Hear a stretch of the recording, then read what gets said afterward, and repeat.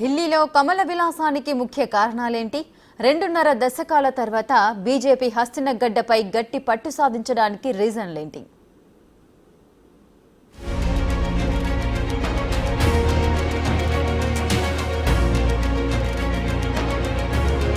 కేజ్రీవాల్ నాయకత్వం ఫెయిల్యూర్తో కమలం పార్టీ పాంచజన్య అస్త్రం చారిత్రక ఫలితాలను అందించింది. ఆమ్ ఆద్మీ పార్టీ మూలాల్ని దెబ్బకొట్టడంలో బీజేపీ భారీ సక్సెస్ సాధించింది.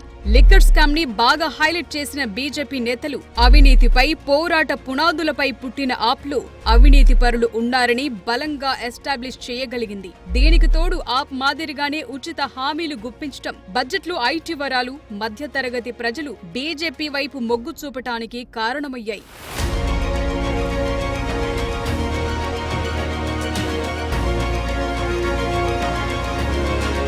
ఆమ్ ఆద్మీ పార్టీలో నాయకత్వ లేమిని హైలైట్ చేయడంలో బీజేపీ విజయం సాధించింది. కేజ్రీవాల్ జైలుకు వెళ్లినప్పుడు అతని భార్య పెత్తనం, తరువాత అతిషి సీఎం కావటం ద్వారా ఆప్లో నిరంకుశ భావాలను బయటపెట్టాయి. అన్నింటికంటే ముఖ్యంగా ప్రధాని మోదీ నాయకత్వంపై నమ్మకం పెంచుకున్నారు రాజధాని ఓటర్లు. మోదీ కూడా ఢిల్లీపై ముందు నుంచే ఫోకస్ పెట్టడం వల్ల బీజేపీ వైపు ఓటర్లు మొగ్గు చూపారు. ఢిల్లీ బీజేపీ నేతలు కూడా ఏమాత్రం తగ్గకుండా ఆప్పై విమర్శనాస్త్రాలు సంధించారు. కాంట్రవర్సీ కామెంట్లతో ప్రజల్లో బీజేపీపై నిత్యం చర్చ జరిగేలా చూడటంలో సక్సెస్ అయ్యారు. మొత్తానికి బీజేపీ అనుకున్నట్లే మెజార్టీతో రాజధానిలో 27 ఏళ్ల తరువాత జెండా పాతారు.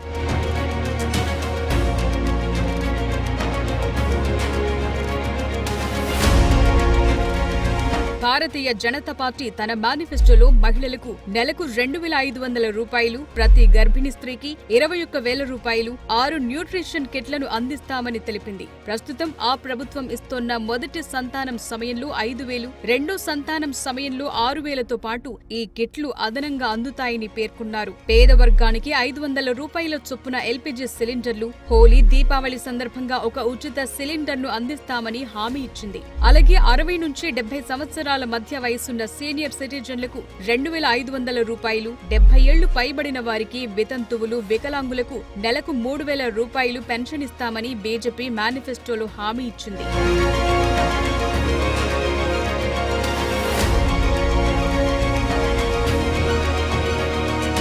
27 ఏళ్ల తరువాత ఢిల్లీలో తిరిగి అధికారంలోకి రావటం అనేది ఇటీవల లోక్సభ ఫలితాల్లో కాస్త బరువు తగ్గిన బీజేపీకి కొత్త బలమిచ్చిందనే చెప్పాలి.